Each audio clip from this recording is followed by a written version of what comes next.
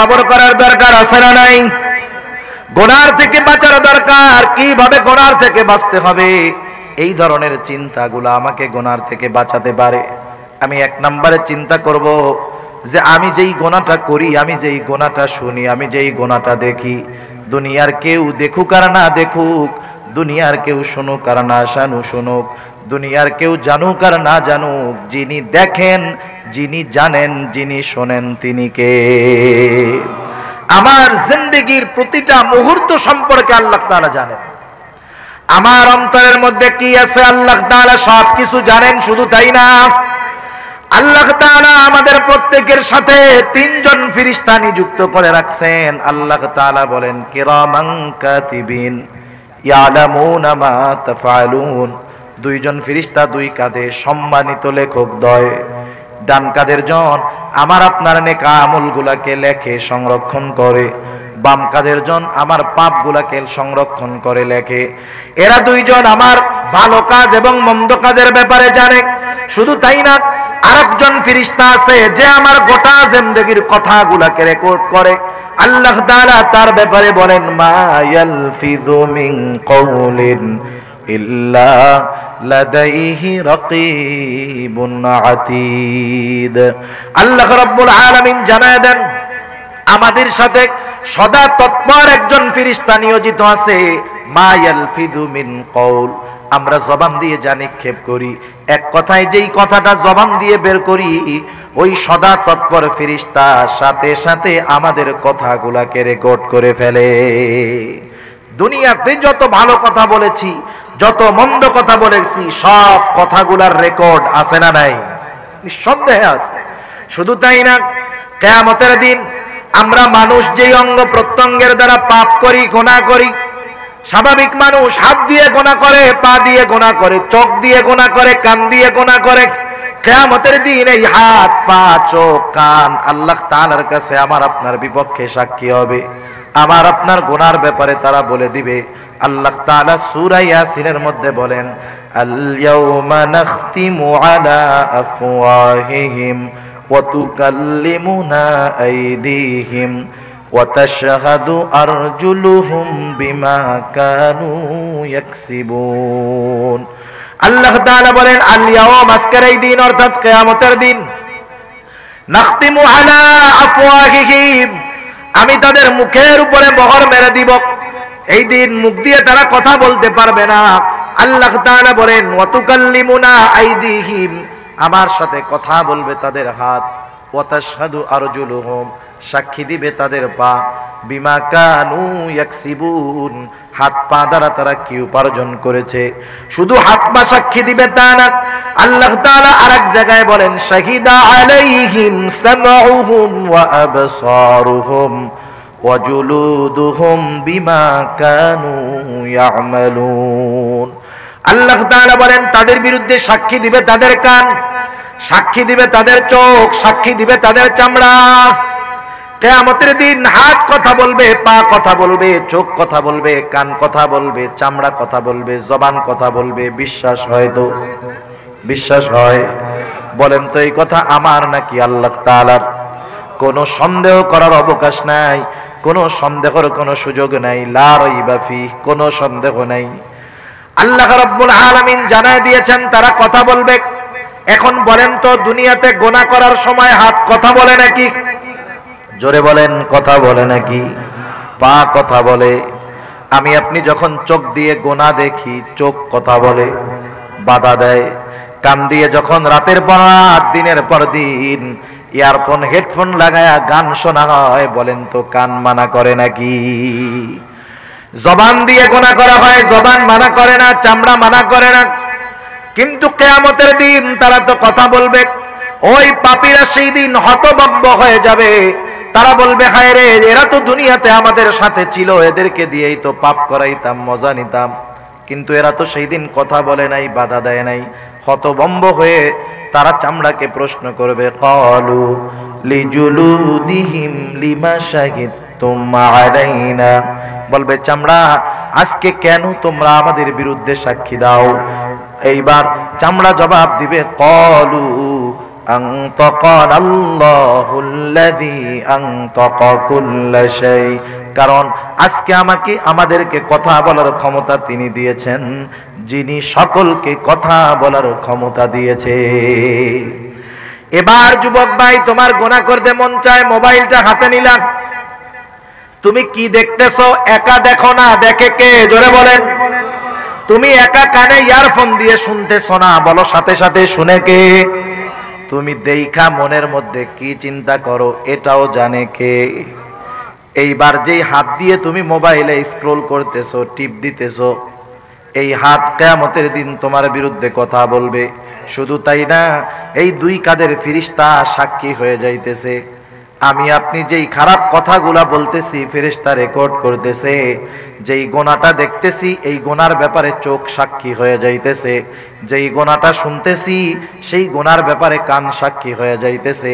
তাহলে চিন্তা করেন, সাক্ষী হিসাবে তো আল্লাহই যথেষ্ট ছিল, এরপরেও যেহেতু এত সাক্ষী আমার পেছনে লাগানো আছে, এখন বলেন এই চিন্তা যদি গোনা করার সময় বারবার কেউ সামনে আনে, একদিন দুই দিন, এক মাস দুই মাস, একটা সময় গোনা মুক্ত জিন্দেগি গঠন করা সম্ভব হবে? আলা মুহাম্মাদিন ওয়া আলা আলি মুহাম্মাদ কামা সাল্লাইতা আলা ইব্রাহিম ওয়া আলা আলি ইব্রাহিম ইন্নাকা হামিদুম মাজিদ। اللهم بارك على محمد وعلى آل محمد كما باركت على إبراهيم وعلى آل إبراهيم إنك حميد مجيد। محمد نے آکر कुफ्र को मिटाया, कुफ्र को मिटाकर सदाकत को बताया। बलगल उला बिकमालिही कशफत दुजा बिजमालिही हसनत जमीउ खिसालिही सल्लु अलैहि व आलिहि। ला इलाहा इल्लल्लाह ला इलाहा इल्लल्लाह ला इलाहा इल्लल्लाह। মনিটরের আওয়াজটা বাড়ান তো, এই দুইটা স্টেজের স্পিকার দুইটার আওয়াজ বাড়ান। لا إله إلا الله لا إله إلا الله لا إله إلا الله محمد رسول الله صلى الله عليه وسلم।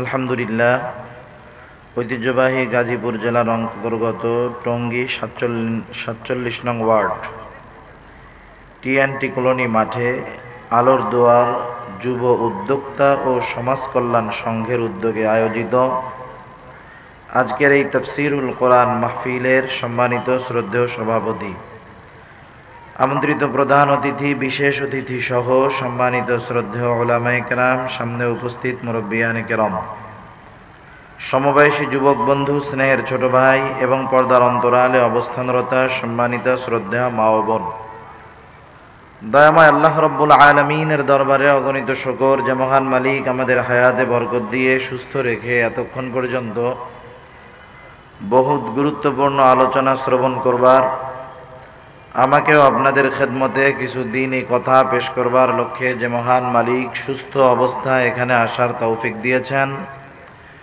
সেই মালিককে খুশি করার জন্য মহব্বতের সাথে জবান খুলে অন্তর থেকে আমরা একবার কালিমাতুশ শুকর পাঠ করি, আলহামদুলিল্লাহ।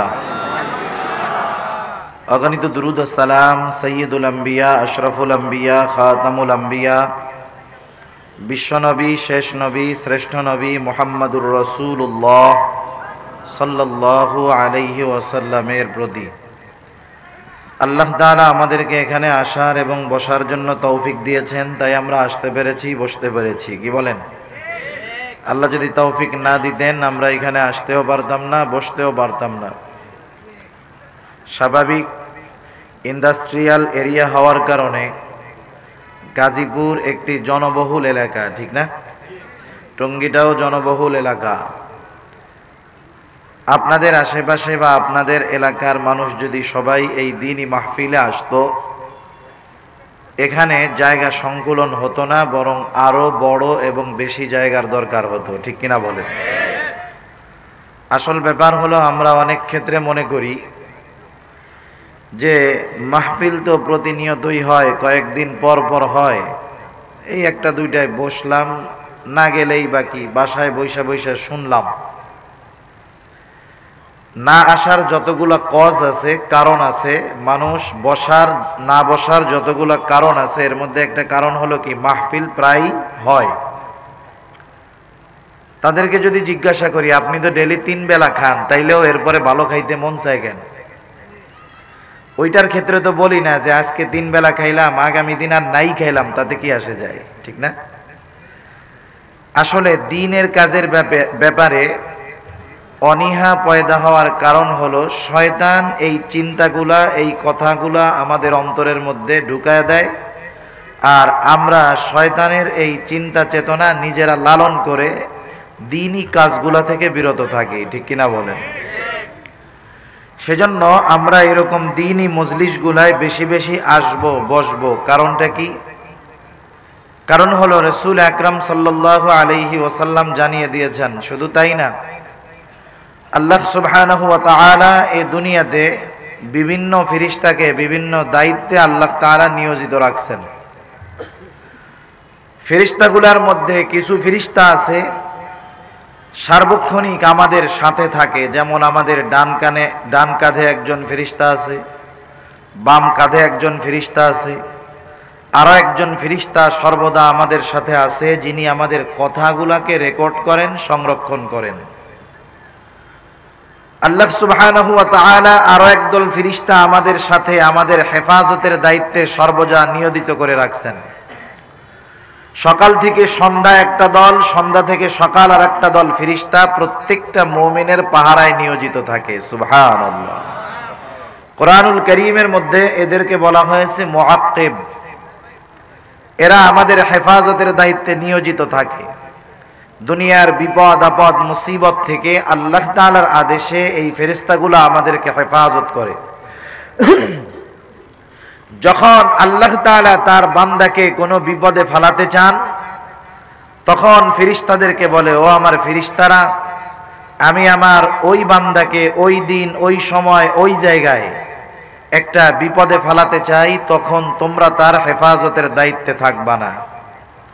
আল্লাহ তাআলার আদেশে যখন ফেরেশতারা আমাদের হেফাজতের দায়িত্ব থেকে সরে যায়, আল্লাহ তাআলা বান্দাকে পরীক্ষা করার জন্য বিভিন্ন রকমের বিপদ আপদ মুসিবতের মধ্যে পতিত করেন।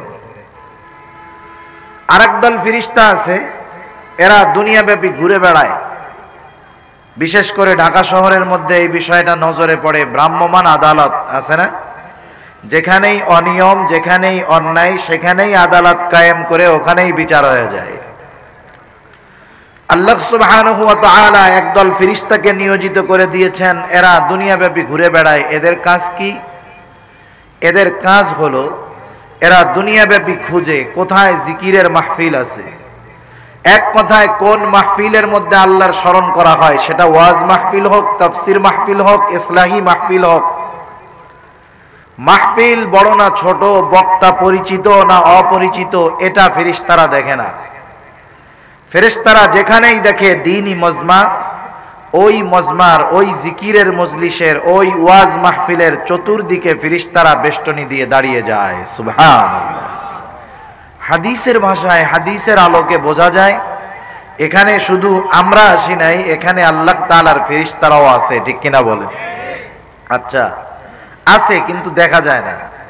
কিন্তু যদি আজকে ঘোষণা হইতো যে আজকে গাজীপুর টিএনটি কলোনি মাঠে ৪৭ নং ওয়ার্ড যেটা, এই মাহফিলে আজকে একটা ফেরেশতা দেখা যাবে। কি বলেন? পুরুষের চাইতে মহিলা বেড়ে যাইতো বেশি। আপনারা চান্সই পাইতেন না, এমন এক অবস্থা। তা যাই হোক, এই ফেরেশতারা আসে, দেখে, পর্যবেক্ষণ করে। এরপরে কি হয়? আপনাদের যদি জিজ্ঞাসা করি যে কারো ব্যাপারে যদি এমন কোনো খবর আসে, আপনার এলাকার এমপি মহোদয় যদি আপনাকে খবর জানায় যে আব্দুর রহিম, আব্দুল করিম সাহেব, আপনার ব্যাপারে তো একটা সুসংবাদ আছে। কি সুসংবাদ?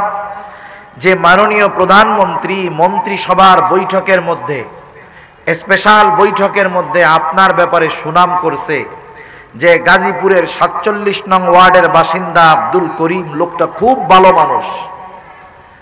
আপনার কাছে যদি এমন খবর মাননীয় এমপি মহোদয় বা কোনোভাবে আপনার কাছে পৌঁছায়, আপনি খুব বেজার হবেন, তাই না? বেজার হবেন, বরং কি হবেন? আপনি খুশি হবেন যে দেশের সর্বোচ্চ সম্মানিত স্থানে যিনি প্রধানমন্ত্রী, তার জবান দিয়ে আমার নামটা বের হয়েছে, তিনি আমার প্রশংসা করেছেন, তিনি আমার ব্যাপারে আলোচনা করেছেন। অবশ্যই আমরা খুশি হব, ঠিক কিনা? আল্লাহ তাআলা কত সম্মান এই রকম দ্বীনি মজলিসগুলোর মধ্যে এসে যারা বসে তাদের জন্য রেখেছেন।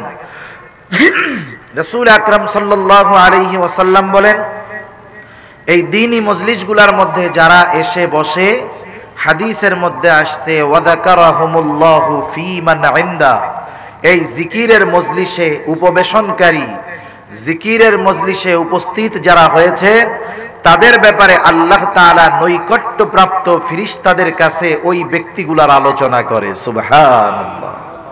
তাহলে এই হাদিসের আলোকে আমাদের কথা আল্লাহ তাআলা ফেরেশতাদের সামনে আলোচনা করতেছে, আমরা খুশি না বেজার? সেজন্য আল্লাহ তাআলা এইরকম দ্বীনি মজমায় আমাদের বেশি বেশি আসার বসার তৌফিক দান করুক। জবান খুলে বলি আমিন। আমি আপনাদের খেদমতে পবিত্র কোরআনুল কারীমের সূরা আলে ইমরানের সর্বশেষ আয়াত আপনাদের খেদমতে তিলাওয়াত করেছি। এই আয়াতে কারীমার মধ্যে আল্লাহ সুবহানাহু ওয়া তাআলা একজন মুমিন যদি সফল মুমিন হতে চায় তার জন্য কি করণীয়, এই সূরার শেষ আয়াতের আলোকে আল্লাহ তাআলা সফল মুমিন হওয়ার জন্য মুমিনকে 4টি গুণে গুণান্বিত হতে বলেছেন। কয়টি গুণে? 4টি গুণে। একেবারে অল্প সময়, আমি আর সর্বোচ্চ 45 মিনিট সময় নিব। এরপরে আমাদের আরো একজন মেহমান আছেন, শহীদুর রহমান মাহমুদাবাদী হাফিজাহুল্লাহ, উনি আলোচনা করবেন। সেজন্য অল্প সময় আমরা চামড়ার কানের সাথে দিলের কানটাকেও সজাগ রাখবো ইনশাআল্লাহ। আল্লাহ তাআলা মুমিনদেরকে উদ্দেশ্য করে বলতেছেন, ইয়া আইয়ুহাল্লাযীনা আমানুসবিরু ওয়া সাবিরু ওয়া রাবিতু ওয়াত্তাকুল্লাহ। আল্লাহ রাব্বুল আলামিন বলেন, হে ঈমানদারেরা, আল্লাহ রাব্বুল আলামিন বলেন, হে ঈমানদারেরা, 1 নাম্বার গুণের কথা আল্লাহ তাআলা বলেন ইসবিরু, মুমিন তুমি সবর করো, সবর। 2 নম্বরে আল্লাহ রাব্বুল আলামিন বলেন ওয়াসাবিরু, সবরের উপরে মুমিন তুমি অটল থাকো। 3 নাম্বার আল্লাহ তাআলা বলেন ওয়ারাবিতু, সর্বদা জিহাদের জন্য প্রস্তুত থাকো। 4 নম্বর আল্লাহ তাআলা বলেন ওয়াত্তাকুল্লাহ, মুমিন তুমি আল্লাহ তাআলাকে ভয় করো। আমরা যদি জিজ্ঞাসা করি আল্লাহ এই 4টি গুণ কেন আমরা অর্জন করব, আল্লাহ তাআলা কেমন জানি আমাদের সেই প্রশ্নের জবাব দিয়ে বলেন, মুমিন তুমি এই 4টি গুণ এই কারণে অর্জন করবা যাতে করে তুমি একজন সফল মুমিন হতে পারো। সফল মুমিন কে? আমরা তো মনে করি দুনিয়ার মধ্যে সফল হলো সে যার অনেক টাকা, অনেক বড় ব্যবসায়ী, অনেক বড় সম্পদওয়ালা, অনেক বড় পদওয়ালা, অনেক বড় ক্ষমতাওয়ালা। দুনিয়ার লাইনের চাকচিক্যকে দেখে আমরা মনে করি এটাই মনে হয় সফলতার পথ। কিন্তু আল্লাহ সুবহানাহু ওয়া তাআলা কত সুন্দরভাবে কোরআনুল কারীমের মধ্যে জানায়া দেন সফল কারা। আল্লাহ তাআলা বলেন ফামান যুহজিহা আনিন নার ওয়া উদখিলাল জান্নাহ জান্নাতা ফাকাদ ফাজ। আল্লাহ রাব্বুল আলামিন বলেন, যে আগুন থেকে বাঁচলো তথা জাহান্নাম থেকে বাঁচলো আর জান্নাতে গেল, আল্লাহ বলেন সে সফল হয়ে গেল। দুনিয়ার মধ্যে একটা মানুষ যদি খাবারের অভাবে থাকে, থাকার জায়গার কষ্টে থাকে, দুনিয়ার মানুষের দৃষ্টিতে তার কোনো সম্মান নাই, দুনিয়াতে তার কোনো বড় পদ নাই, সে একেবারে মানুষের দৃষ্টিতে নিম্ন শ্রেণীর মানুষ। এই লোকটাও যদি কিয়ামতের ময়দানে জাহান্নাম থেকে নাজাত পেয়ে জান্নাতে চলে যায়, আল্লাহ তাআলা বলেন দুনিয়ার মানুষের দৃষ্টিতে ওই লোকটা যত ছোট হোক না কেন, জাহান্নাম থেকে বেঁচে জান্নাতে যাওয়ার কারণে আমি আল্লাহ জানায় দিলাম ওই লোকটা সফল লোক। তাহলে আমাদের মূলত দুনিয়ার সফলতা আসল নয়, কারণ দুনিয়া ক্ষণস্থায়ী। দুনিয়ার সাথে সম্পৃক্ত যা সব কিছু ক্ষণস্থায়ী। একটা মানুষ চোখ দুটা বন্ধ করার সাথে সাথে তার বড় পদের কোনো দাম নাই, আছে নাকি? সারা পৃথিবীর বাদশাহ যদি কেউ হয়ে যায়, বলেন তো চামড়ার দেহ থেকে যখন এই মাটির দেহ থেকে রূহটা বের হয়ে যাবে, একটু আগে যেই লোকটা সারা দুনিয়ার বাদশাহ ছিল, চোখ দুটো বন্ধ হওয়ার পর প্রাণটা বের হয়ে যাওয়ার পর বলেন তো এই লোকটার বাদশাহীর কোনো দাম আছে নাকি? তাহলে দুনিয়া সম্পৃক্ত সব কিছু হলো ক্ষণস্থায়ী, কারণ দুনিয়া ক্ষণস্থায়ী। দুনিয়া সম্পৃক্ত সফলতা, বিফলতা, সম্মান, ইজ্জত সব ক্ষণস্থায়ী, মৃত্যুর সাথে সাথে সব শেষ। কিন্তু আখিরাত চিরস্থায়ী। এই জন্য আখিরাতে যারা সফল তারা চিরন্তন সফল, আখিরাতে যারা ব্যর্থ তারা চূড়ান্ত রূপের ব্যর্থ। কিন্তু কোন লোকটা আখিরাতে সফল হবে, কোন লোকটা আখিরাতে ব্যর্থ হবে, ওই লোকটা দুনিয়ার মধ্যে তার আমলের মাধ্যমে হয়তো অনন্তকালের সফলতা অর্জন করে দুনিয়া থেকে বিদায় নিবে, না হলে অনন্তকালের বিফলতার মালা পরে দুনিয়া থেকে সে বিফল ব্যক্তি হিসাবে বিদায় নিবে। মোস্ট ইম্পর্টেন্ট টাইম, আমাদের লাইফের সবচাইতে গুরুত্বপূর্ণ সময় হলো দুনিয়ার সময়, যদিও দুনিয়ার সময়টা কিন্তু কম। যেমন পরীক্ষার হলে সময় মাত্র 3 ঘন্টা। কেউ যদি এই 3 ঘন্টা সময়ের যথাযথ ব্যবহার করতে পারে, প্রশ্নের উত্তর সবগুলা লিখতে পারে, উত্তর দিতে পারে, এই 3 ঘন্টা সময় উত্তর দেওয়ার কারণে সারা জিন্দেগি দুনিয়াতে যতদিন বেঁচে থাকবে তার নামের পেছনে যোগ হবে A+, ঠিক কিনা বলে? কিন্তু কেউ যদি এই 3 ঘন্টা সময় হেলায় খেলায় কাটায় দেয়, কিছু না লেখে যদি সাদা খাতা জমা দিয়ে দেয়, এই লোকটা পরীক্ষার হল থেকে বের হওয়ার পরে যত আমল করুক না কেন, পরীক্ষার হলে কিছু না লেখার কারণে, পরীক্ষার হলের অল্প সময়ের মূল্যায়ন না করার কারণে ওই লোকটা হয়ে যাবে ব্যর্থ একজন লোক। সেজন্য দুনিয়ার সময় কম, কিন্তু এই সময়ের দাম সবচাইতে বেশি, ঠিক কিনা বলেন? এজন্যই একটা মানুষ দুনিয়া থেকে সফলতার গুণাবলী অর্জন করে যাবে।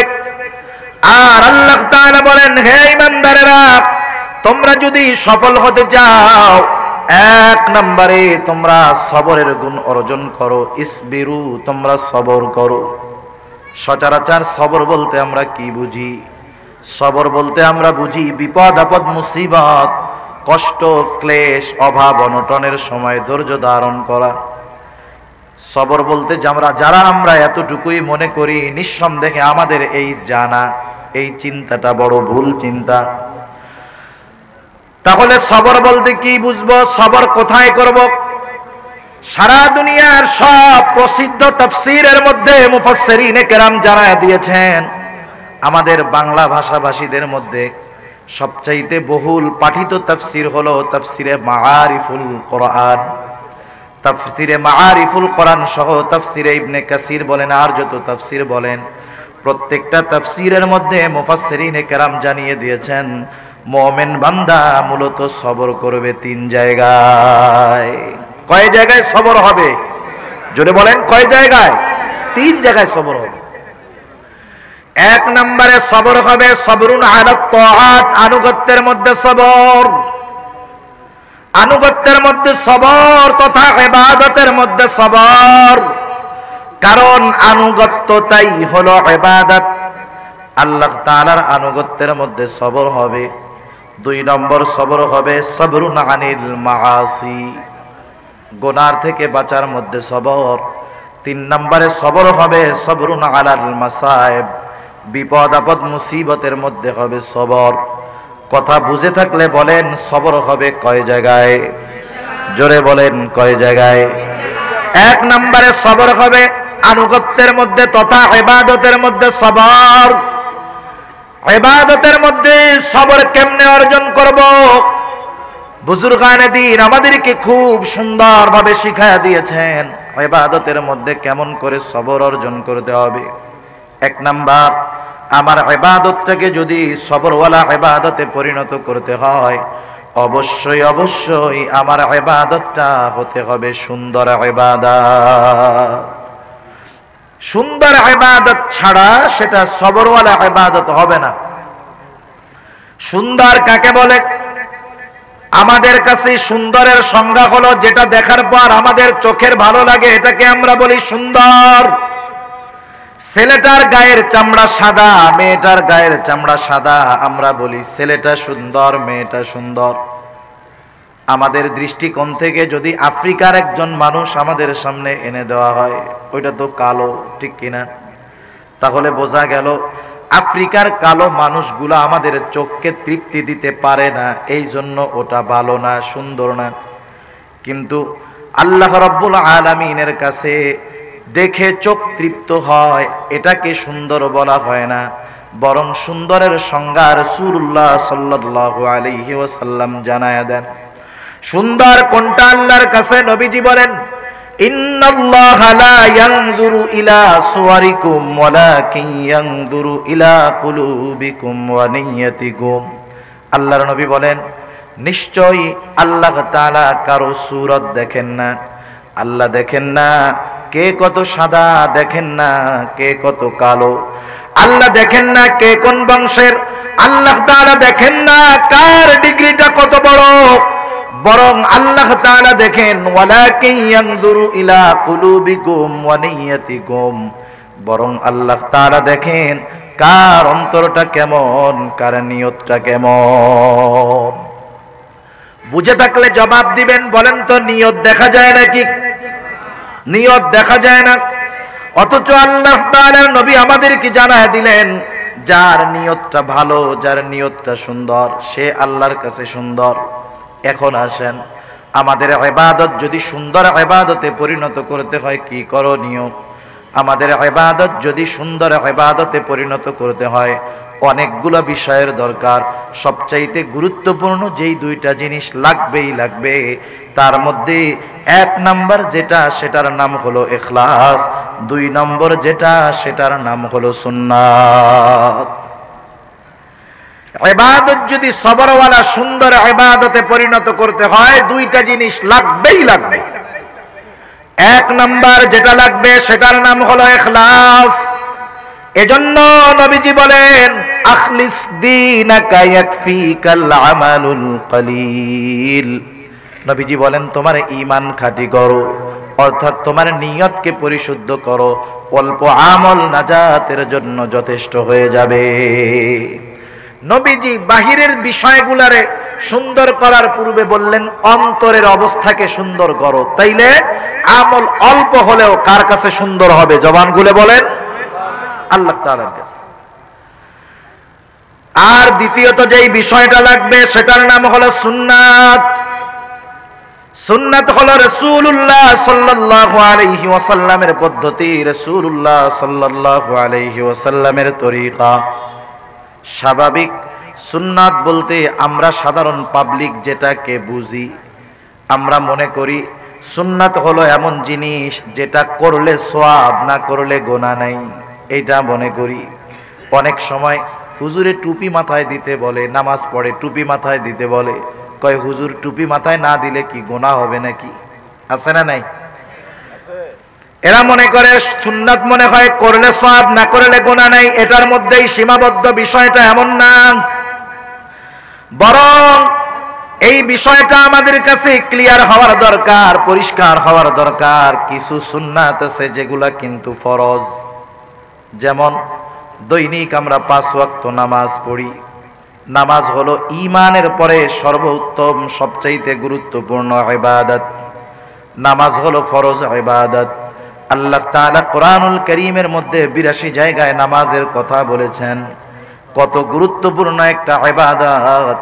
নবীজি বলেন, আস-সালাতু ইমাদুদ্দিন, মান আকামাস সালাতা ফাকাদ আকামাদ্দিন ওয়া মান তারাকাহা ফাকাদ হাদামাদ্দিন।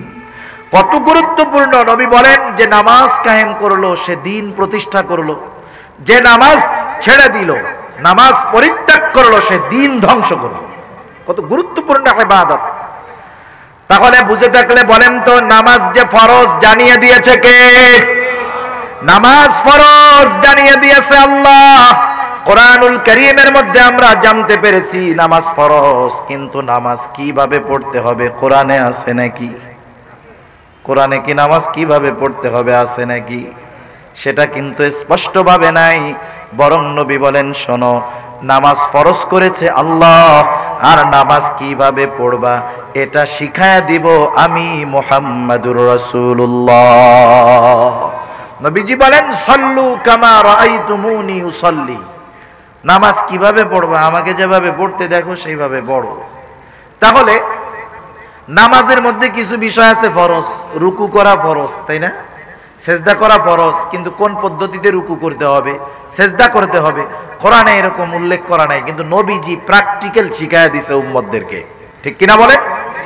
এখন আপনাদের সংজ্ঞায় যদি আসি, নবী যেটা করে সেটা সুন্নাত। নামাজের মধ্যে রুকু করতে হবে, নবীজি শিখায়া দিয়েছেন, এটা কিন্তু ফরজ যেমন তেমন সুন্নাতও। তাহলে এই সুন্নাত এমন সুন্নাত নয় যেটা করলে সওয়াব, না করলে গুনাহ নাই। বরং নামাজের মধ্যে যেই কাজগুলা আমরা করি এটা এক প্রকারের সুন্নাত, তবে এই সুন্নাতগুলা হলো ফরজ সুন্নাত।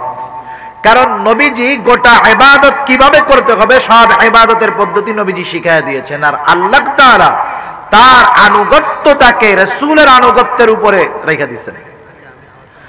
আল্লাহ তাআলা কোরআনুল কারীমের মধ্যে বলেন, কুল আতিউল্লাহ ওয়া আতিউর রাসূল।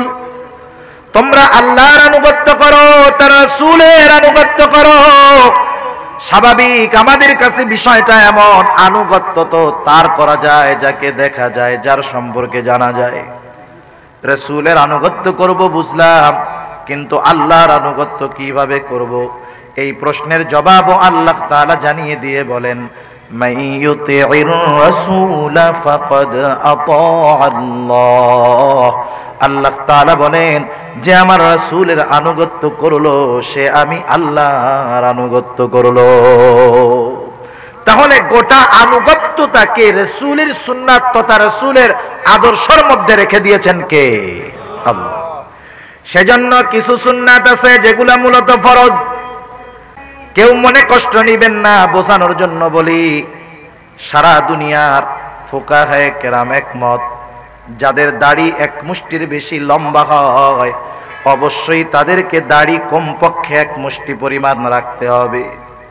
দাড়ি রাখা সুন্নাত, তবে এই সুন্নাত ছেড়ে দিলে সওয়াব হবে না, আর রাখলে সওয়াব হবে, ছেড়ে দিলে গুনাহ হবে না, বিষয়টা এমন নয়।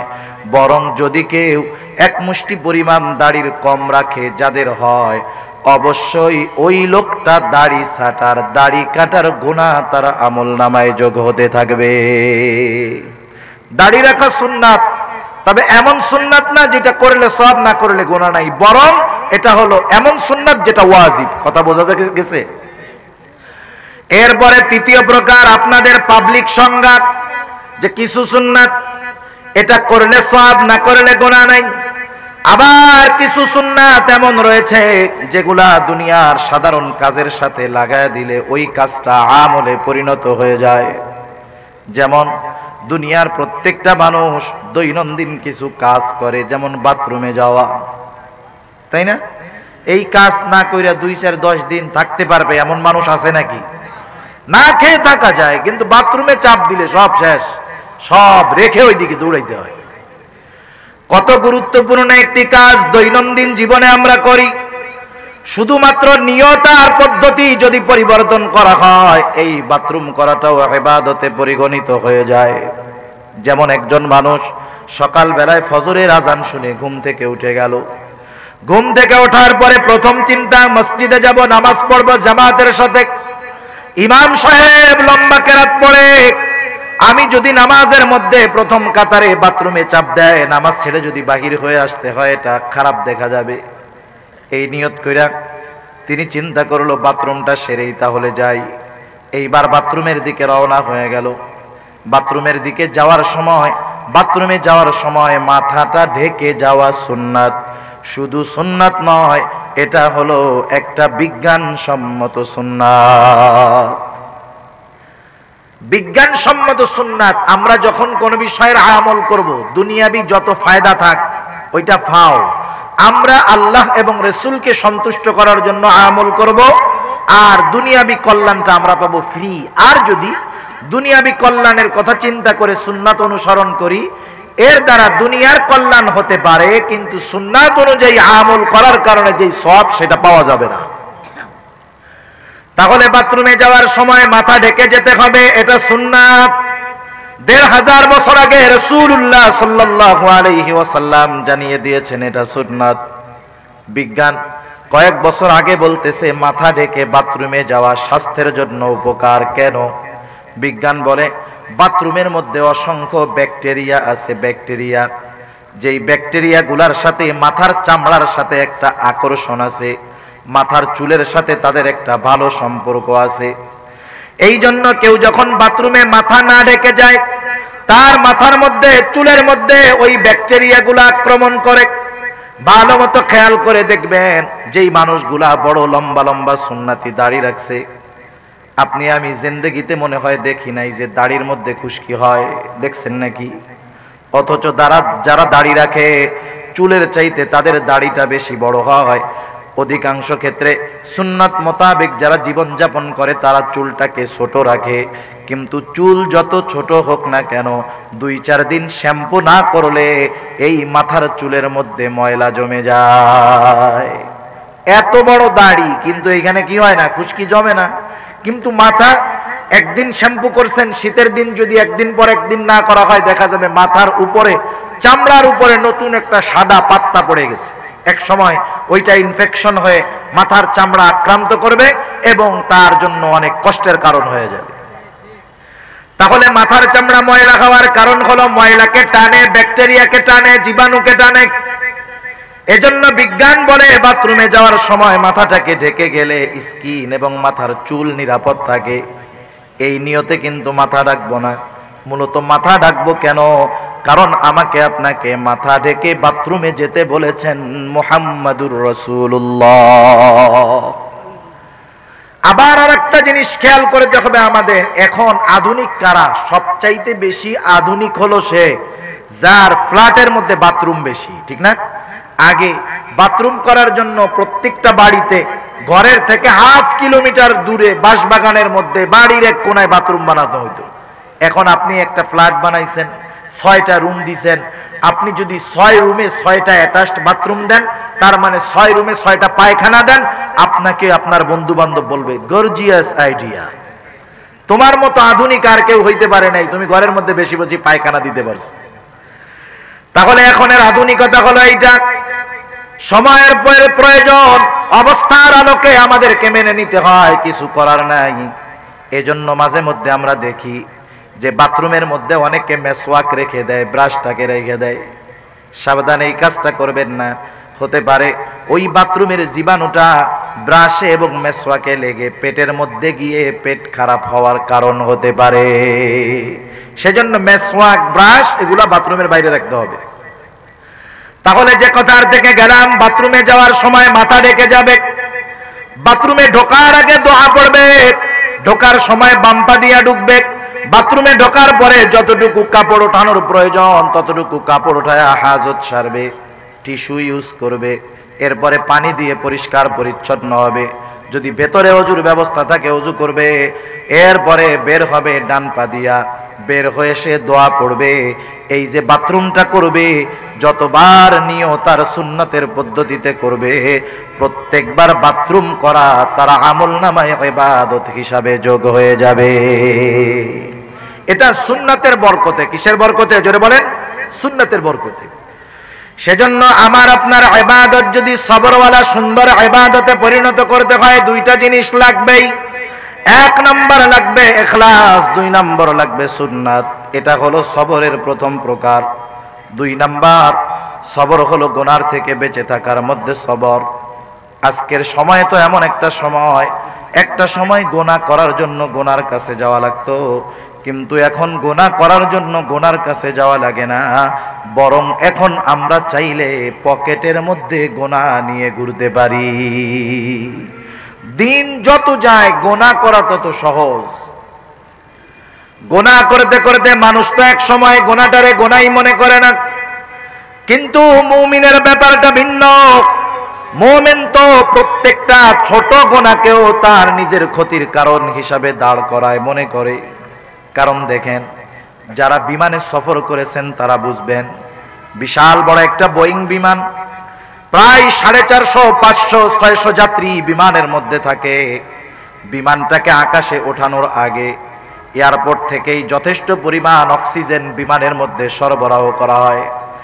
এরপরে বিমানের চতুর্দিকে ভালোভাবে আটকায় দেওয়া হয়, যাতে করে বাহিরের কোনো বাতাস ভেতরে না ঢুকতে পারে, ভেতরের কোনো বাতাস বাহিরে না যেতে পারে। বিশাল বড় বিমান, 500-600 বেশি যাত্রী বহনকারী বিমান পৃথিবীর বুকে এখনো আছে। এখন মনে করেন এই বিশাল বড় বিমানটা ধ্বংস হওয়ার জন্য বড় কোনো কারণের দরকার নাই। 1 ইঞ্চি পরিমাণ একটা ছিদ্র দিয়ে যদি বাহিরের বাতাসের চাপ ভেতরে ঢুকতে পারে, ওই বিশাল বোয়িং বিমানটাকে মুহূর্তের ভিতরে ধ্বংস হয়ে যাওয়া সম্ভব। বিশাল বিমান ধ্বংসের জন্য 1 ইঞ্চি একটা ছিদ্র যথেষ্ট, ঠিক কিনা বলেন? সেজন্য মুমিন সারা জিন্দেগীর সব কিছু একটা গুনার কারণে আল্লাহ চাইলে ধ্বংস করে দিতে পারে। এই জন্য মুমিন গুনার ব্যাপারে কত ভীত থাকে। মুমিন তো গুনাহকে মনে করে তার মাথার উপরে কেমন জানি একটি ঝুলন্ত পাহাড় আছে। পাহাড় গুনাহ করার দ্বারা এই পাহাড়টা তার উপরে পতিত হয়। এখন বলেন তো, বিশাল পাহাড় যদি কোনো মানুষের উপরে পতিত হয়, বাঁচবে নাকি মরবে? সেই জন্য মুমিন প্রতিটা গুনাহকে তার মাথার উপরে ঝুলন্ত পাহাড় মনে করে।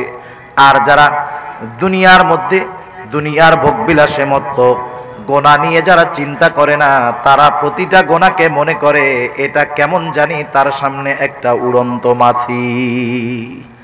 গুনাহকে তারা কিছুই মনে করে না, আর মুমিন গুনাহরে মনে করে ঝুলন্ত পাহাড়। না জানি গুনাহ করার দ্বারা আমার উপরে ওই গুনাহ পতিত হয় আর আমার গোটা জিন্দেগীর সব কিছু বরবাদ হয়ে যায়। সেজন্য গুনার থেকে সবর করার দরকার আছে না নাই? গুনার থেকে বাঁচার দরকার। কিভাবে গুনার থেকে বাঁচতে হবে, এই ধরনের চিন্তাগুলো আমাকে গুনার থেকে বাঁচাতে পারে। আমি 1 নম্বরে চিন্তা করব যে আমি যেই গুনাহটা করি, আমি যেই গুনাহটা শুনি, আমি যেই গুনাহটা দেখি, দুনিয়ার কেউ দেখুক আর না দেখুক, দুনিয়ার কেউ শুনুক আর না শুনুক, দুনিয়ার কেউ জানুক আর না জানুক, যিনি দেখেন, যিনি জানেন, যিনি শোনেন, তিনি কে? আমার জিন্দেগীর প্রতিটা মুহূর্ত সম্পর্কে আল্লাহ তাআলা জানেন। আমার অন্তরের মধ্যে কি আছে আল্লাহ তাআলা সব কিছু জানেন। শুধু তাই না, আল্লাহ তাআলা আমাদের প্রত্যেকের সাথে 3 জন ফেরেশতা নিযুক্ত করে রাখছেন। আল্লাহ তাআলা বলেন, কিরামান কাতিবিন ইয়ালামুনা মা তাফআলুন। 2 জন ফেরেশতা 2 কাঁধে, সম্মানিত লেখক দ্বয়। ডান কাঁধের জন আমার আপনার নেক আমলগুলোকে লেখে, সংরক্ষণ করে। বাম কাঁধের জন আমার পাপগুলোকে সংরক্ষণ করে লেখে। এরা 2 জন আমার ভালো কাজ এবং মন্দ কাজের ব্যাপারে জানে। শুধু তাই না, আরেকজন ফেরেশতা আছে যে আমার গোটা জিন্দেগীর কথাগুলোকে রেকর্ড করে। আল্লাহ তাআলা তার ব্যাপারে বলেন, মা ইয়ালফিযু মিন কওলিন ইল্লা লাদাইহি রাকীবুন আতীদ। আল্লাহ রাব্বুল আলামিন জানায় দেন, আমাদের সাথে সদা তৎপর একজন ফেরেশতা নিয়োজিত আছে, মা ইয়ালফিযু মিন কওল, আমরা জবান দিয়ে যা নিক্ষেপ করি, এক কথায় যেই কথাটা জবান দিয়ে বের করি, ওই সদা তৎপর ফেরেশতা সাথে সাথে আমাদের কথাগুলাকে রেকর্ড করে ফেলে। দুনিয়াতে যত ভালো কথা বলেছি, যত মন্দ কথা বলেছি, সব কথাগুলার রেকর্ড আছে না নাই? নিঃসন্দেহে আছে। শুধু তাই না, কিয়ামতের দিন আমরা মানুষ যেই অঙ্গ প্রত্যঙ্গের দ্বারা পাপ করি, গুনাহ করি, স্বাভাবিক মানুষ হাত দিয়ে গুনাহ করে, পা দিয়ে গুনাহ করে, চোখ দিয়ে গুনাহ করে, কান দিয়ে গুনাহ করে। কিয়ামতের দিন এই হাত, পা, চোখ, কান আল্লাহ তাআলার কাছে আমার আপনার বিপক্ষে সাক্ষী হবে। আমার আপনার গুনার ব্যাপারে তারা বলে দিবে। আল্লাহ তাআলা সূরা ইয়াসিনের মধ্যে বলেন, আল ইয়াউমা নাখতিমু আলা আফওয়াহিহিম ওয়া তুকাল্লিমুনা আইদিহিম ওয়া তাশহাদু আরজুলুহুম বিমা কানু ইয়াকসিবুন। আল্লাহ তাআলা বলেন, আল ইয়াউম, আজকের এই দিন অর্থাৎ কিয়ামতের দিন, নাখতিমু আলা আফওয়াহিহিম, আমি তাদের মুখের উপরে মোহর মেরে দিব। এই দিন মুখ দিয়ে তারা কথা বলতে পারবে না। আল্লাহ তাআলা বলেন, ওয়া তুকাল্লিমুনা আইদিহিম, আমার সাথে কথা বলবে তাদের হাত, ওয়া তাশহাদু আরজুলুহুম, সাক্ষী দিবে তাদের পা, বিমা কানু ইয়াকসিবুন, হাত পা দ্বারা তারা কি উপার্জন করেছে। শুধু হাত পা সাক্ষী দিবে তা না, আল্লাহ তাআলা আরেক জায়গায় বলেন, শাহিদা আলাইহিম সামউহুম ওয়া আবসারুহুম ওয়া জুলুদুহুম বিমা কানু ইয়ামালুন। আল্লাহ তাআলা বলেন, তাদের বিরুদ্ধে সাক্ষী দিবে তাদের কান, সাক্ষী দিবে তাদের চোখ, সাক্ষী দিবে তাদের চামড়া। কিয়ামতের দিন হাত কথা বলবে, পা কথা বলবে, চোখ কথা বলবে, কান কথা বলবে, চামড়া কথা বলবে, জবান কথা বলবে। বিশ্বাস হয় তো? বিশ্বাস হয়? বলেন তো, এই কথা আমার নাকি আল্লাহ তাআলার? কোনো সন্দেহ করার অবকাশ নাই, কোনো সন্দেহের কোনো সুযোগ নাই। লা রাইবা ফি, কোনো সন্দেহ নাই। আল্লাহ রাব্বুল আলামিন জানায় দিয়েছেন তারা কথা বলবে। এখন বলেন তো, দুনিয়াতে গুনাহ করার সময় হাত কথা বলে নাকি? জোরে বলেন, কথা বলে নাকি? পা কথা বলে। আমি আপনি যখন চোখ দিয়ে গুনাহ দেখি, চোখ কথা বলে, বাধা দেয়। কান দিয়ে যখন রাতের পর রাত, দিনের পর দিন ইয়ারফোন, হেডফোন লাগায়া গান শোনা হয়, বলেন তো কান মানা করে নাকি? জবান দিয়ে গুনাহ করা হয়, জবান মানা করে না, চামড়া মানা করে না। কিন্তু কিয়ামতের দিন তারা তো কথা বলবে।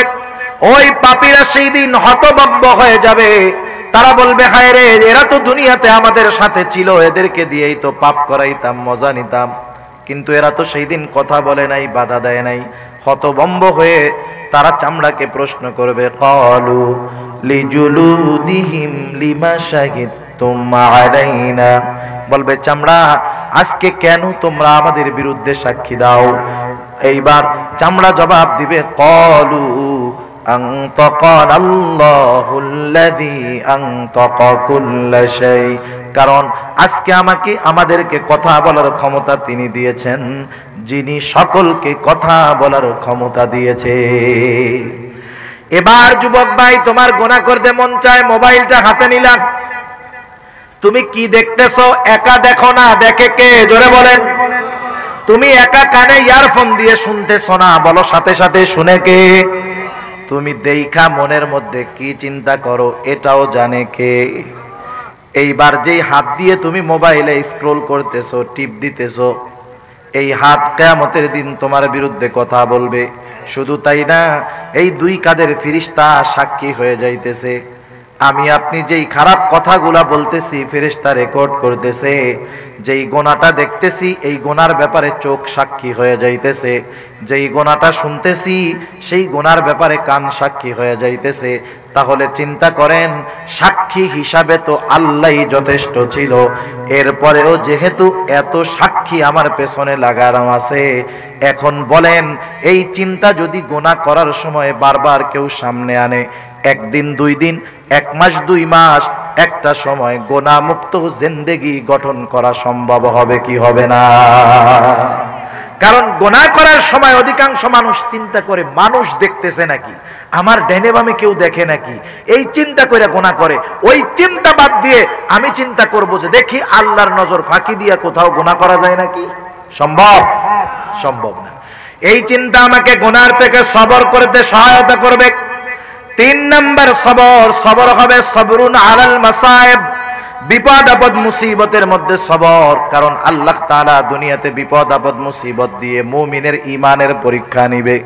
আল্লাহ তাআলা কোরআনুল কারীমের মধ্যে বলেন, ওয়ালা নাবলুওয়ান্নাকুম বিশাইইম মিনাল খাউফি ওয়াল জু'i ওয়া নাকসিম মিনাল আমওয়াল ونقص من الأموال والأنفس والثمرات وبشر الصابرين।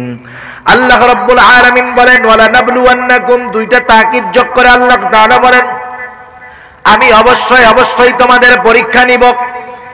কোন পদ্ধতিতে পরীক্ষা নেওয়া হবে? আল্লাহ তাআলা আমাদের প্রতি কত ইহসান করেছেন, দয়া করেছেন, মায়া করেছেন। হঠাৎ করে পরীক্ষা নেন না, বরং পরীক্ষার আগেই আল্লাহ জানায় দিলেন বান্দা পরীক্ষা কিন্তু নেওয়া হবে।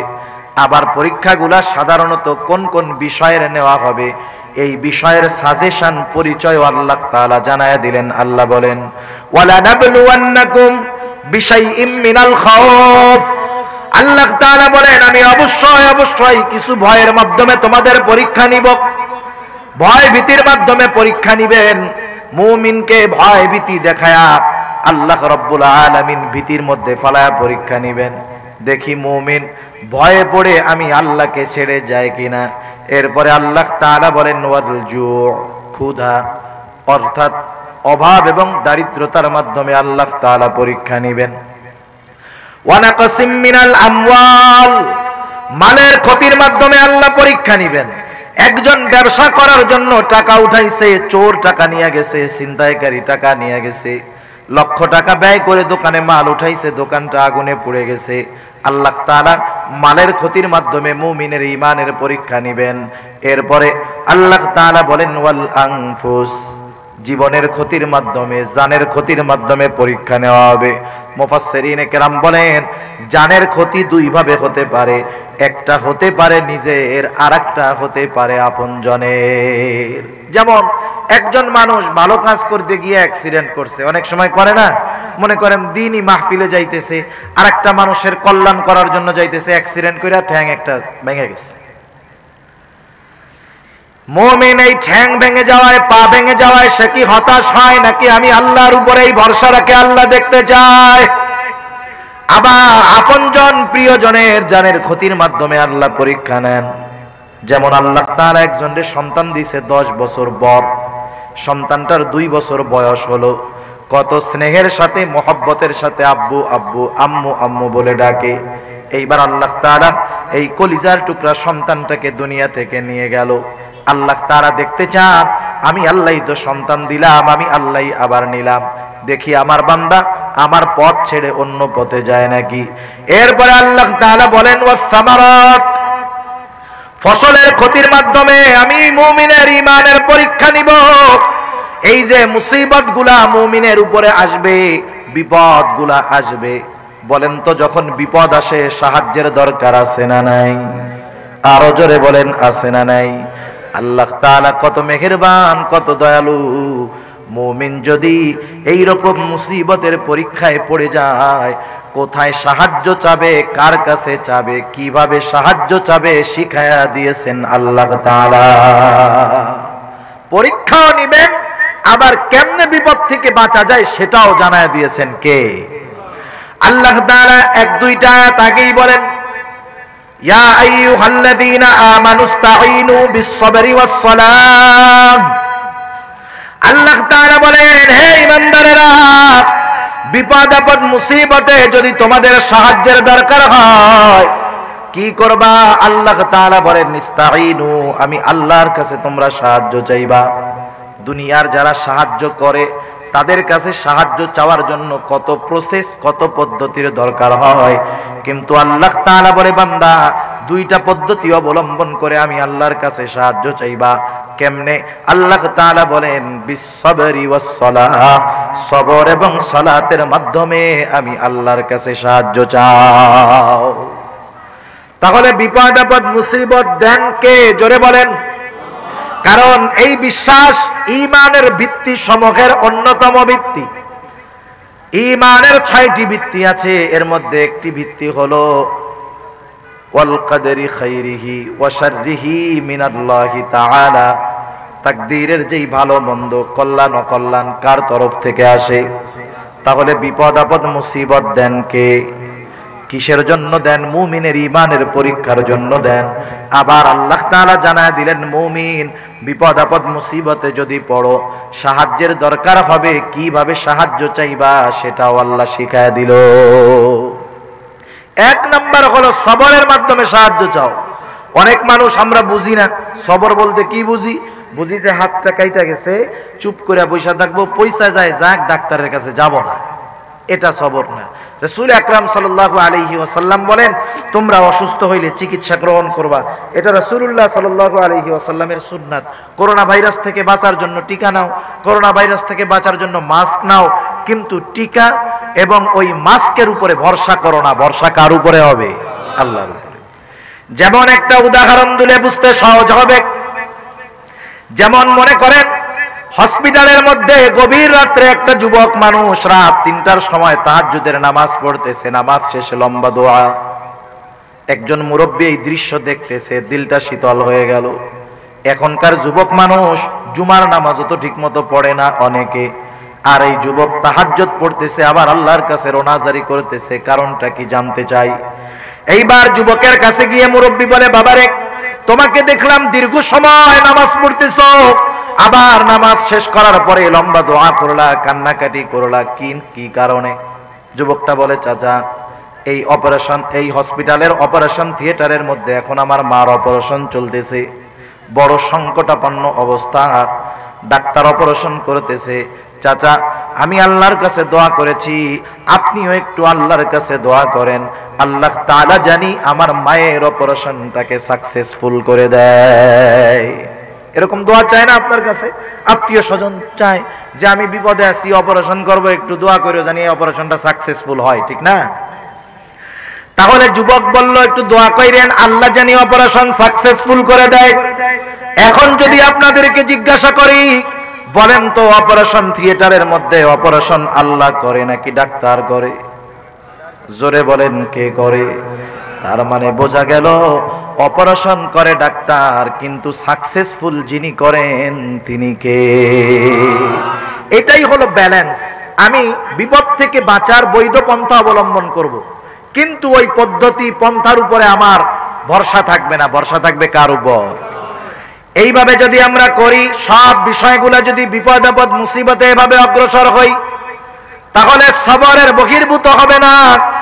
আর সাথে সাথে সালাতের মাধ্যমে, সালাতুল হাজতের মাধ্যমে আল্লাহর কাছে সাহায্য চাইব। গুরুত্বপূর্ণ একটা জিনিস, আল্লাহ তাআলা ডাক দিলেন মুমিন বলে, হে ঈমানদারেরা ইস্তাঈনু, আমি আল্লাহর কাছে সাহায্য চাও। এরপরে আল্লাহ বললেন সাহায্য চাইবা সবর এবং সালাতের মাধ্যমে। মুফাসসিরিনে কেরাম বলেন এর পরপরই কিন্তু আল্লাহ তাআলা বললেন ইন্নাল্লাহা মা'আস সাবিরিন।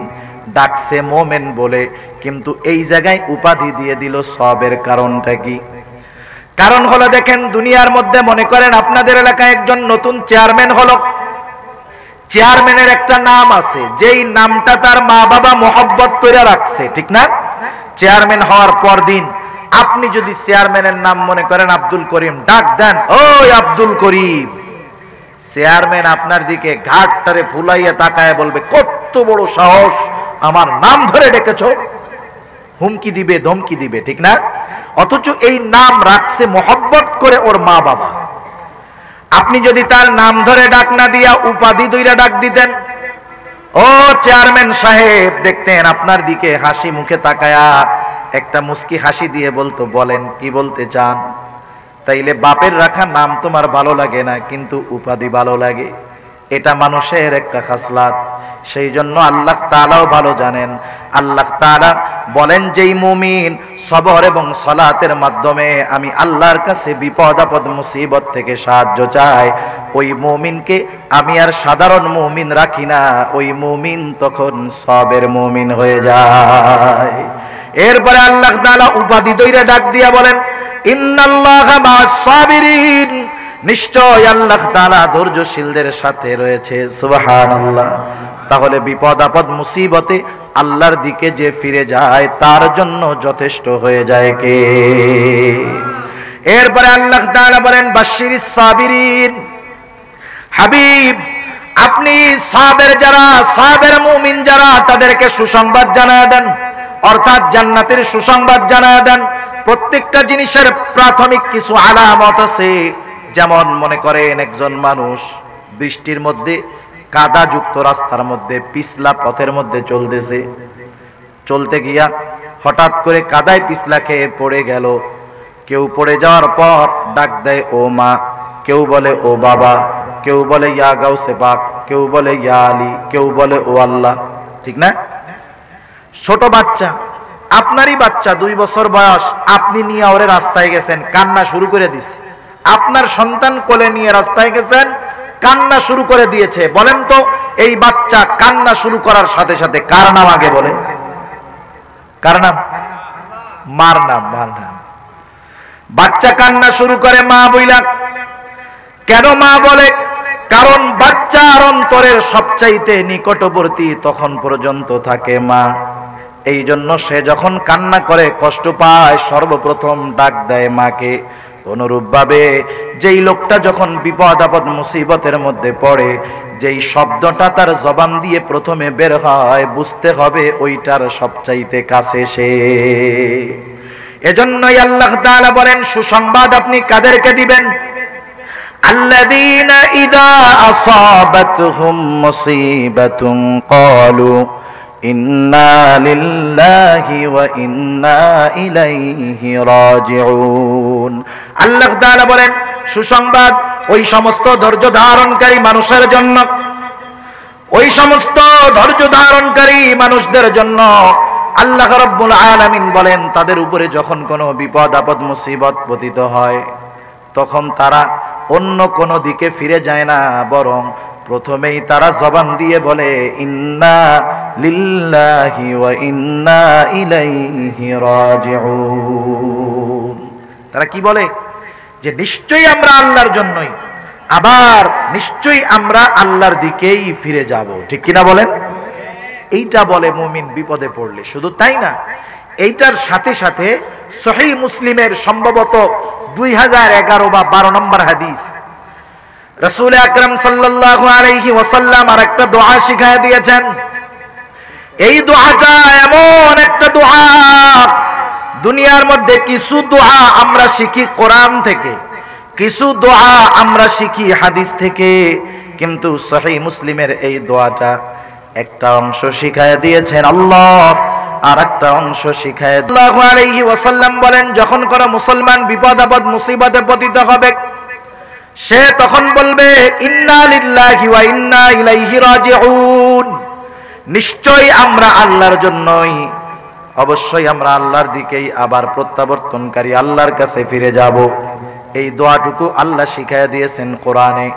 বাকি অংশের ব্যাপারে রাসূলুল্লাহ সাল্লাল্লাহু আলাইহি ওয়াসাল্লাম বলেন, তারপরে ওই মুসিবতে পড়া ব্যক্তিটা বলবে আল্লাহুম্মা আজুরনি ফি মুসিবাতি, আল্লাহুম্মা আজুরনি ফি মুসিবাতি। সে আল্লাহর কাছে বলবে, আল্লাহ এই যে বিপদে আমি পতিত হয়েছি, এই বিপদের প্রতিদান উজরাত আমাকে দান করেন। বিপদে পড়ছি, এখান থেকে আমারে বাঁচান, প্রতিদান দান করেন। কেমন প্রতিদান দিবেন? এরপরেই নবী বলেন, সে বলবে ও আখলিফ লি খায়রাম মিনহা, বিপদের মাধ্যমে আমি যা হারিয়েছি তার চাইতে উত্তমটা আল্লাহ আপনি দিয়ে দেন। রাসূল আকরাম সাল্লাল্লাহু আলাইহি ওয়াসাল্লাম বলেন, যেই ব্যক্তি বিপদ আপদ মুসিবতে পতিত হওয়ার সাথে সাথে এই দোয়াটা করবে, এই আমলটা করবে, বিপদ আপদ মুসিবতের কারণে সে যা হারিয়েছে তার চাইতে উত্তম জিনিস তাকে যিনি দান করবেন তিনি কে? কিন্তু আমাদের খাসলাত কি? আমাদের খাসলাত হলো, আল্লাহ রাসূল এক হাদিসের মধ্যে বলেন, সবর হলো বিপদের প্রাথমিক অবস্থায়। একজন বাজারের দিকে রওনা দিছে 1000 টাকার নোট পকেটে নিয়ে, যাওয়ার সময় পকেট থেকে টাকাটা পড়ে গেছে। বাজারে গিয়া পকেটে হাত দিয়ে দেখে টাকা নাই। লোকটা চিন্তা করলো পেছনে পড়ছে কিনা। 1000 টাকার আশায় 15 বার টহল দিছে, গেছে আইছে, গেছে আসছে। 15 বার টহল দিয়া যখন ক্লান্ত, টাকা আর পায় না, তখন বলে আল্লাহ এই 1000 টাকা সদকা করে দিলাম। ঠিক না? পায় নাই, এরপরে বলতেছে সদকা করে দিলাম। কিন্তু প্রথমেই এই কথাটা বলতে সমস্যা কি ছিল? তা যাই হোক, আল্লাহর নবী বলেন বিপদের প্রথমে এই সবর, এই দোয়া, এই আমল করে সবরের উপরে থাকতে হবে। তাইলে আল্লাহ তাআলা বিপদের মাধ্যমে যা হারাবে তার চাইতে উত্তমটা দান করবে। সুবহানাল্লাহ। এখন আর একটা আনন্দের সংবাদ এই সাবের মুমিনদের জন্য। সাবের মুমিনদের জন্য আর একটা সংবাদ হলো, আল্লাহ তাআলা বলেন উলাইকা আলাইহিম সালাওয়াতুম মির রাব্বিহিম ওয়া রাহমাহ ওয়া উলাইকা হুমুল মুহতাদুন। যেই সমস্ত মানুষ বিপদ আপদ মুসিবতে আল্লাহর কাছে সাহায্য চায়, সবর এবং সালাতের মাধ্যমে থাকে, আল্লাহ এবং তার রাসূলের শিখায়া দেওয়া আমল করে, তাদের ব্যাপারে আল্লাহ বলেন উলাইকা আলাইহিম সালাওয়াতুম মির রাব্বিহিম ওয়া রাহমাহ। এই ধরনের সবের মুমিনদের উপরে তাদের রবের পক্ষ থেকে রয়েছে তাদের উপরে বিশেষ অনুগ্রহ আর রহমত। ভালোমতো খেয়াল দিয়ে শুনেন, আমরা যারা 5 ওয়াক্ত নামাজ পড়ি, প্রতি নামাজের প্রতি রাকাতে সূরা ফাতিহার দরকার আছে না নাই? আমি যখন ইমামের পেছনে পড়ি, ইমামের কেরাত আমার কেরাত, আমার পড়া লাগবে না, তখন ইমামের পড়াটাই কেমন জানি আমার পড়া। এই সূরা ফাতিহার মধ্যে আমরা আল্লাহ তাআলার কাছে প্রার্থনা করি, দোয়া করি, বলি ইহদিনাস সিরাতাল মুস্তাকিম। সিরাতে মুস্তাকিমের হেদায়েত চাই, সিরাতে মুস্তাকিমের উপরে চলার জন্য আল্লাহর কাছে সাহায্য চাই। এই পথের মালিক হলো আল্লাহ। মনে করেন কোন মানুষের ব্যক্তিগত কোন পথ, আমি আপনি যদি তার ওই পথটা ব্যবহার করতে চাই, অবশ্যই আমার প্রতি তার দয়া এবং অনুগ্রহ থাকতে হবে, তাইলে আমি ওই লোকের পথ দিয়ে চলাচল করতে পারবো। ঠিক কিনা বলেন? সিরাতে মুস্তাকিমের মালিক হলেন আল্লাহ, আর এই পথের শেষ প্রান্তে রয়েছে জান্নাত। আল্লাহ তাআলা বলেন যেই মুমিন সবের মুমিন হয়ে যাবে, আমি আল্লাহর বিশেষ অনুগ্রহ এবং রহমত তার উপরে থাকার কারণে উলাইকা হুমুল মুহতাদুন, আর ওই মানুষগুলা হয়ে যায় সৎপথ প্রাপ্ত মানুষ। সিরাতে মুস্তাকিমের উপরে তারা অটল থাকতে পারে। তাহলে আলোচনা শেষের দিক, সূরা আলে ইমরানের 200 নম্বর আয়াতের আলোকে একজন মুমিন যদি সফল মুমিন হতে চায়, কয়টি গুণ লাগবে? জবান খুলে বলেন, জোরে বলেন, কয়টি? 4টি গুণ। 1 নম্বর গুণ হলো আল্লাহ বলেন সবরওয়ালা মুমিন হও। এখন বলেন তো সবর কয় জায়গায় হবে? 3 জায়গায় সবর হবে। ইবাদতের মধ্যে সবর হবে, গুনার থেকে বাঁচার মধ্যে সবর হবে, বিপদ আপদ মুসিবতের মধ্যে সবর হবে। এখন আমরা যদি জিজ্ঞাসা করি আল্লাহ সবর কতদিন করব, কতক্ষণ করব, আল্লাহ তাআলা বলেন ওয়াসাবিরু, বান্দা মৃত্যু পর্যন্ত সবরের উপরে অটল থাকো। 3 নাম্বার আল্লাহ তাআলা বলেন ওয়ারাবিতু, সর্বদা জিহাদের জন্য প্রস্তুত থাকো। 4 নাম্বার আল্লাহ তাআলা বলেন ওয়াত্তাকুল্লাহ, আল্লাহ তাআলাকে ভয় করো। লাআল্লাহ কালামে হাকিমের মধ্যে আসলে নিশ্চয়তার অর্থ দেয়, তার মানে আল্লাহ তাআলা বলেন যেই মুমিন এই 4টি গুণে গুণান্বিত হবে, অবশ্যই সেই মুমিন সফল মুমিন হয়ে যাবে। আমরা সবাই সফল মুমিন হতে চাই না? সবাই আমরা জান্নাতে যেতে চাই। আল্লাহ তাআলা আমাদের প্রত্যেককে এই গুণাবলীগুলো অর্জন করে সফল মুমিন হওয়ার তৌফিক দান করুক। জবান খুলে বলি আমিন। ওয়া আখিরু দাওয়ানা আনিল হামদুলিল্লাহি রাব্বিল আলামিন। আসসালামু আলাইকুম ওয়া রাহমাতুল্লাহি ওয়া বারাকাতুহু। সুবহান।